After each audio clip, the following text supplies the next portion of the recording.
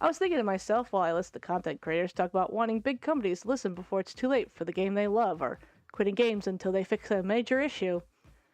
What makes the average player quit a live service game? Does this even convince people? I know I don't boycott anything. I'm a tiny nobody. Why would me quitting mean anything? And I know it's more of a, if more people quit, it'll have an effect, but that takes coordination. So I never take these call to actions that seriously.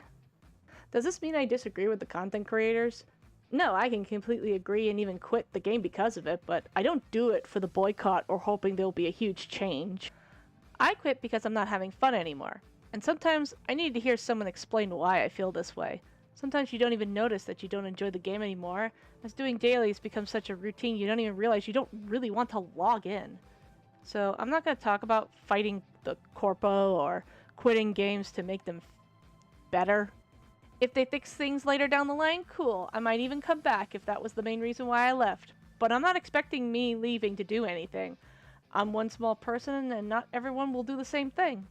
This whole conversation is about what you should do for yourself.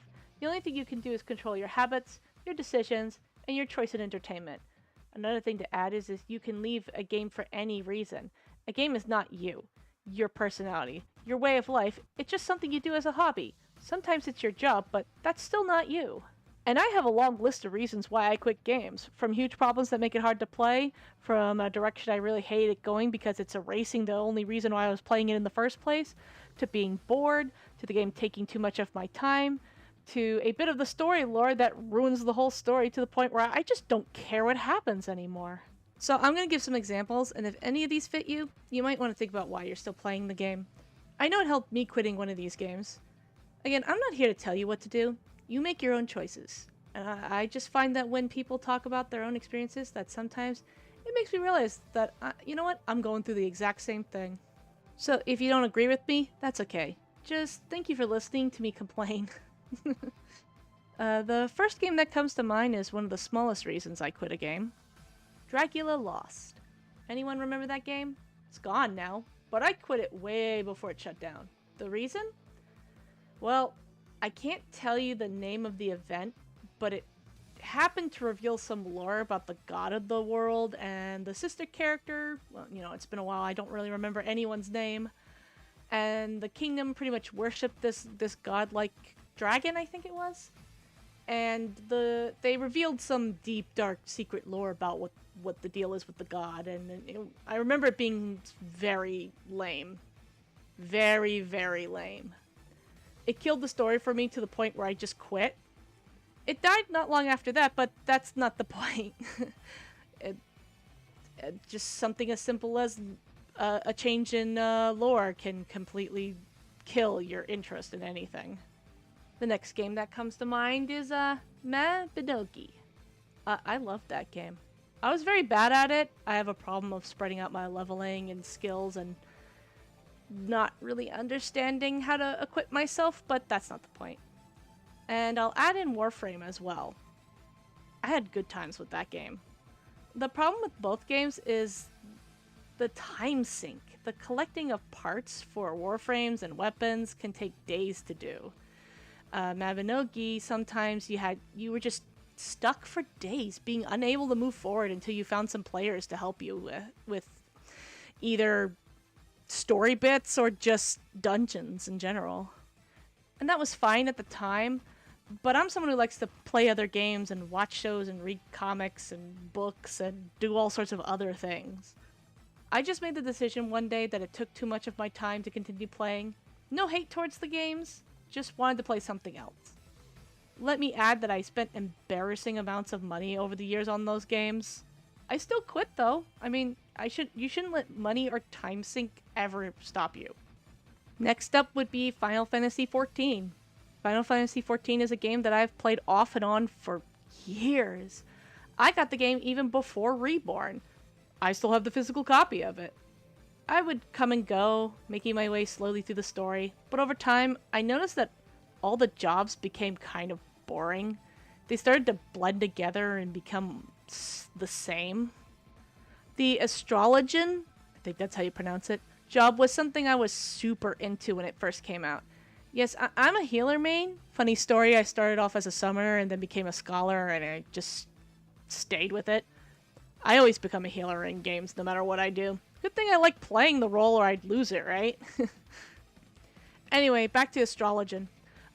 What drew me to that job was the buffing. I wanted to play a healer that could buff my teammates, and the whole drawing cards, deciding what to use right away, what to use on myself, having to remember what each card did, what to discard, etc, etc, etc. I did my usual break from the game, and when I came back, they removed all the different effects of the cards. They all do the same thing now. Needless to say, I quit that job and went back to my scholar. Over time, stuff like this would keep happening in the game. They made both fairies for the scholar do the same thing, which makes the story quest make a little less sense. Instead of fixing the second fairy to make swapping them viable, they just cut it all together. At this point, I'm only playing to finish Endwalker, and then I'm kind of just done with the game. I don't regret playing it. I had fun each time I came back. I just don't like the direction jobs are going in the game. I'm also kind of over my MMO phase. Final Fantasy was just like the only one I was still kind of playing. I also heard that the next expansion is bad, but that's neither here nor there because I wasn't planning on playing it anyway. Now, last, what I want to cover is some games I more recently stopped playing. All the Hoyoverse games. Yeah, I pretty much quit every Hoyo game out there. Hear me out. I didn't want this video to come across as another, it's popular to crap on Hoyoverse, so that's just what I'll do, or anything like that. Deserved or not, there's plenty of channels talking about why you should quit, or why they will quit, or they're close to quitting, or whatever. And it's, you know. For me, it was slowly over time for different reasons. I didn't even quit for the same reasons as a lot of popular content creator channels did. Well, for the most part anyway. I'm not saying that their reasons are bad. That they would probably be my second reason for quitting, but really, I had different reasons to stop. After all, it's my decision. If I was having fun, I'd stick around no matter what anyone was saying. I will say this, however. If you're feeling bad about what someone says about your favorite game, it probably means they have a point and it's bothering you. It's okay to admit that there's a problem with the game you like, even if that problem isn't enough to make you quit. It's better to be understanding than combative. Because if they were full of it, why would it get to you? I don't care how big someone is, if I believe they don't know what they're talking about, I just move on with my day. Now, on to the reasons. First, we got Honkai Impact 3rd. I'll be quick with this one, I never really could get into it. I tried mostly because I was playing Honkai Star Rail and I wanted to learn more about some of the characters. Like Well, but I couldn't care or get into the story, which is too bad. I really like Well. Next would be Genshin. I quit that game twice. The first time I quit was because of the same reasons as Warframe and Maganobi. The dailies took up too much of my time, and to get what I needed for my weapons and character upgrades, it took... it took about an hour a day, I think. That's way too long. I think I finished the... Izuma? I think that's what the nation's called. I think I finished the whole story on that, and then I quit. The second time I quit was when I started Honkai Star Rail. I was really liking Star Rail, and I figured I'd give Genshin another chance. I thought I'd just be super casual about it and stop worrying about trying to fully kit my characters. The problem is when I came back, I was pretty much heading into Sumeru, and I wanted to catch up on the story, so I was blazing through it. So, first off, the story was okay. I still think that one lady should have died. It would have actually meant something. If you know what I mean, then you know, I won't spoil it. To be fair to Genshin, anytime we did any quest involving I'm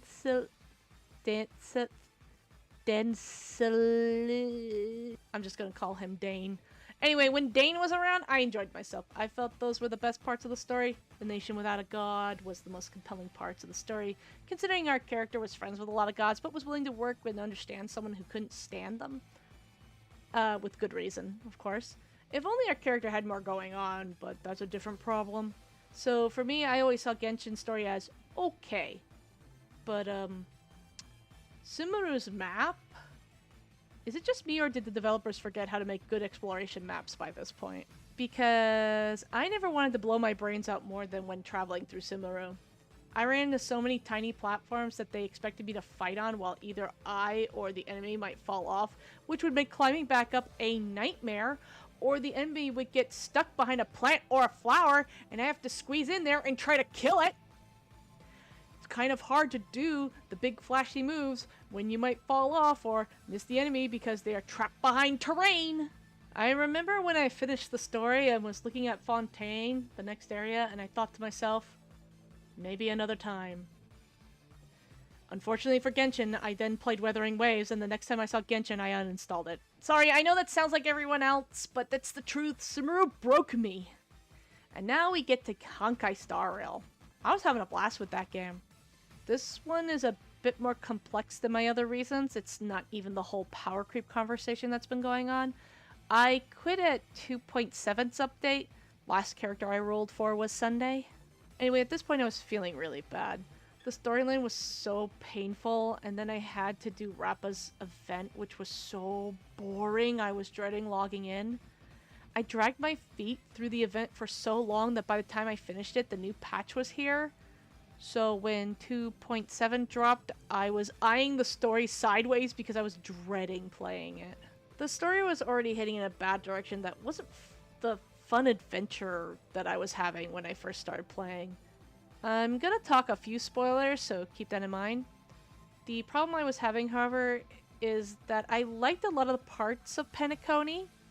Not everything, there's plenty of the story I didn't like or was so bad that I found amusingly bad. I felt like I was on a roller coaster of emotions through the story, from disliking the direction to liking parts of it. I mean, I really liked Aventurine's whole story. It was my favorite part. And then I kind of later realized that might have been the only part I actually liked. And that was helped by a certain creator, a certain content creator, made me realize why Penacony's story was as much of an annoyance as it was. Stuff that went on about in Penacony made literally no fucking sense. For a new player, that is.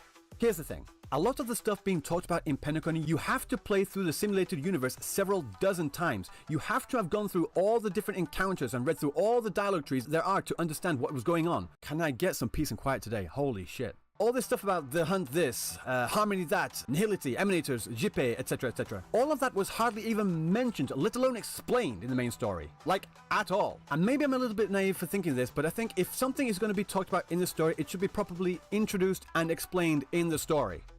See, the thing is, I'm one of those weirdos who tried to read the simulated universe's story. I gave up pretty quickly, but I did read the story of Harmony and Order, so I understood what was happening a little bit better than others.